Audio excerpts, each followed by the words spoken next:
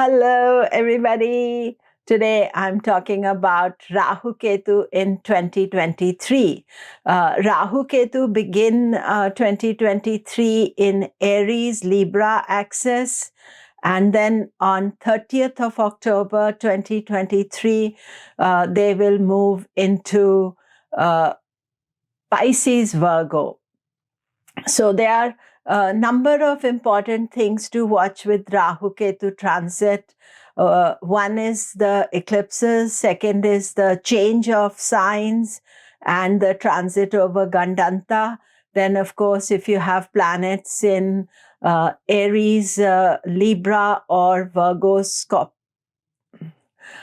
if you have planets in Aries, Libra, or Pisces, Virgo, then they are also going to get affected. So let us explore.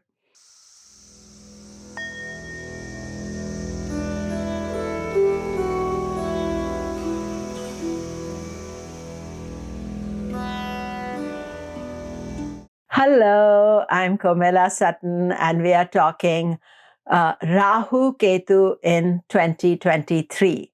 Do remember to subscribe, press the bell notification, and we are discussing what Rahu Ketu bring into our life in 2023. And so as we begin 2023, Rahu is in Aries and Ketu is in Libra. And this is the last sign of the zodiac for Rahu Ketu. So let me explain this. You see, Rahu Ketu only move retrograde. So if you think about them starting their journey at 0 degrees Aries, they will move. First step will be to go to 30 degrees Pisces and go backwards from Pisces all the way after 18 years to come to Aries. So this Aries Libra transit of Rahu is very profound because some truths are being revealed. There can be some big changes for the world as such. Because it is completing an 18-year cycle, and then 30th of October, it is going to move into Pisces. And then another factor to remember with Rahu Ketu is that Rahu Ketu always jump into the deep end. And it's only towards the end they truly understand the meaning of life. So even to us, sometimes when we study a Rahu Ketu transit in our charts, we think we know everything. However, it takes 18 months in a sign, but 18 years in the 12 signs for Rahu Ketu to truly give us the message. So that is very important. The most major aspect of Rahu influence in 2023 is the Jupiter-Rahu conjunction. This is a Guru Chandala yoga by transit, and on 21st of April, when Jupiter goes into Aries, it goes into the same sign as Rahu. And then 25th, 26th, 27th of May, there is an exact conjunction with Jupiter-Rahu. After that, Jupiter remains with Rahu till 30th of October. However, the influence of Rahu on Jupiter is getting less and less because Jupiter is going one way and Rahu is going the other way. So that is the aspect of the Jupiter-Rahu.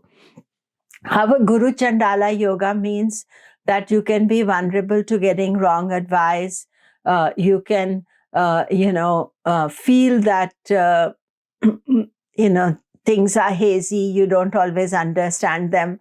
Actually, Rahu benefits from Jupiter conjunction. It's Jupiter that feels more let down by Rahu in a way. So listen to my Jupiter 2023 video and you'll get more information there as well. But for Rahu, Jupiter's there. Jupiter's enhancing his energy, making him feel more important. And this is where, Rahu doesn't know the full picture and Jupiter can enhance that, and people can respect those people who are having the loudest voice or who are trying to say, I know everything. So we as followers of Jyotish need to be careful, and especially around the time from 21st of April to end of May, and then a bit more still careful as long as Rahu Jupiter are together till end of October. So that is one thing. Now in October, when Rahu goes into Pisces, he is then crossing the Gandanta of Aries and Pisces. So that is moving out of a Rajasic sign into a Sattvic Pisces, fire to water. So it is complicated. Again, Rahu will do the opposite. All the other planets usually will go all through water sign and then move into fire. Rahu is burning in the fire of Aries, and then he goes and splashes. There's cool down, I would say, in Pisces. So Rahu going into Pisces, again a Jupiterian sign. So maybe that will calm Rahu down as well. And so do watch for that period at the end of October, early November, when Rahu is in Gandanta. I'll talk about eclipses in a minute, but I want to discuss Ketu as well. Ketu is in Libra. And while Rahu has the major conjunction with Jupiter, Ketu doesn't have any major conjunctions, though he conjoins with Mars and other faster moving planets. So, we need to watch for that. I will be talking about it nearer the time. But overall, Ketu in Libra is moving, trying to find balance, moving slowly through Libra.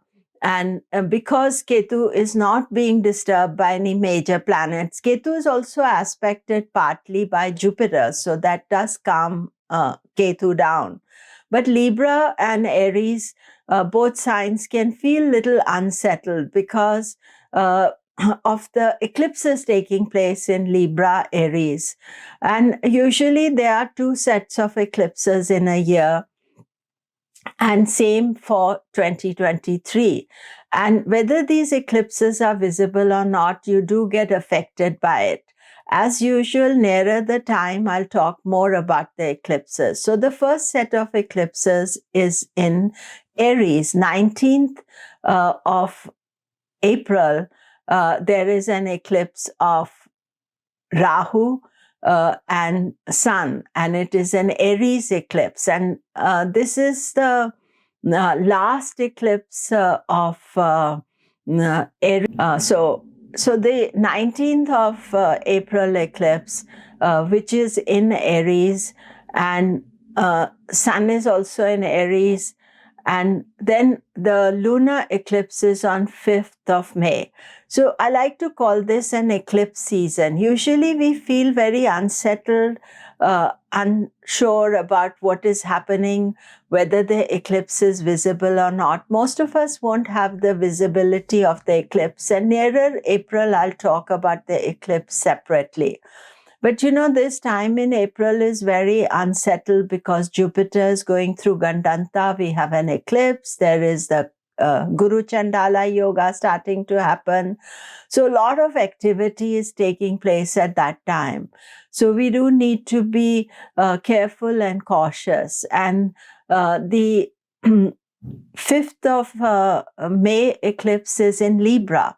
It's a full moon eclipse. It's a lunar eclipse. We can feel very emotional and sensitive at that time. The next set of eclipses is Ketu eclipse, a solar eclipse on 14th of October. Now, Sun is going to be in Virgo.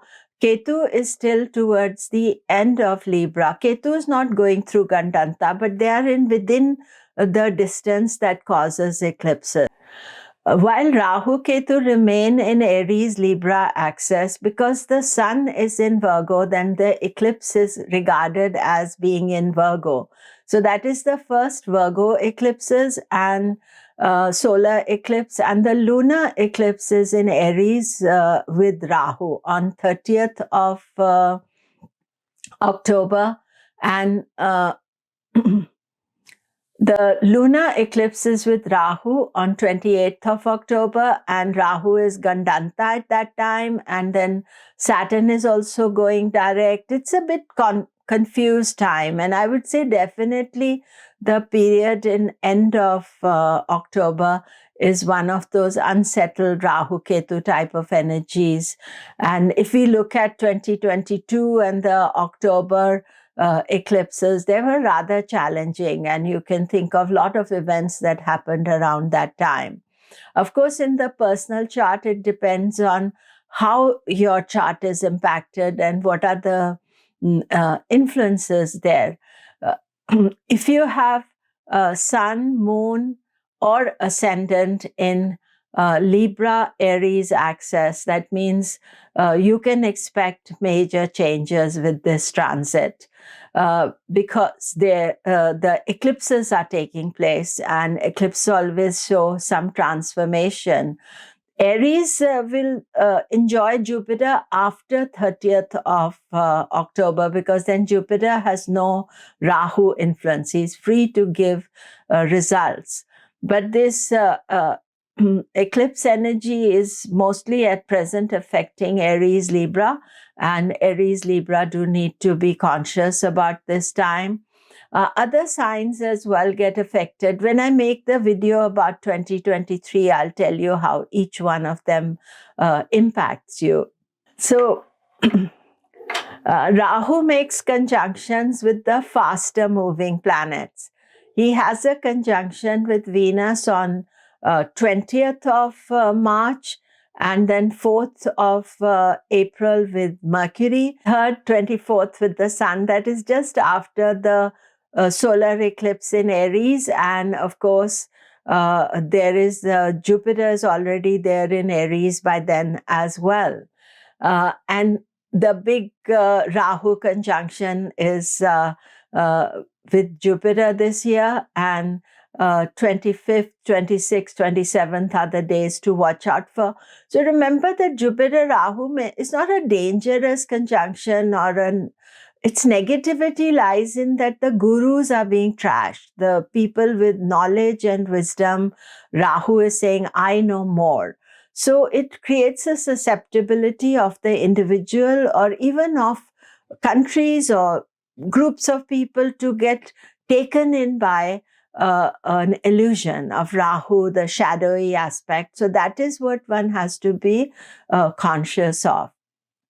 And then Ketu conjunctions all take place when planets, the faster moving planets, go near Ketu, because Ketu doesn't have a conjunction with any of the slower moving planets. So there is the big conjunction of Ketu this year is with Mars, which is on 4th of October.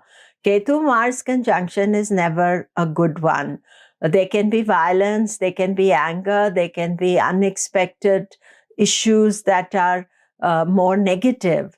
And therefore, 4th of October, we all need to be very cautious and careful. It happens every 2 years. And then secondly, Sun and Mercury have a conjunction 17th, 18th of October, very close to the eclipse. Sun, Mercury will conjoin with Rahu. And so that is also not a good conjunction. Again, for these things, you're watching those days. You're not watching anything extra. And final conjunction of Ketu is with so Ketu, Sun, Ketu, Mercury conjunction takes place 17th, 18th of October. And this is just after the solar eclipse on 14th. So this is just a whole unsettled energy.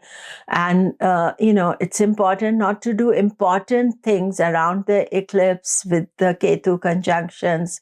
That is most important. And then Ketu-Venus conjunction is actually in November, 27th of November. Actually, Venus turns retrograde in 2023. I'm going to make a separate video about that. And therefore, Venus, by the time Venus goes into close to Ketu, it is going to be in Virgo. So that is, again, a challenging conjunction that we need to watch out for. But with the faster moving planets, the conjunctions last couple of days. So, but I would say most important one is to watch Mars Ketu, followed by Sun Ketu and Mercury Ketu. The importance being that is close to the eclipse, and Ketu Venus lasts a day or two. So you don't want to plan important things around that time. It's good always to do spiritual things around Ketu conjunctions and Rahu conjunctions also. So that is it for today. Do remember to subscribe, press the bell notification. Thank you.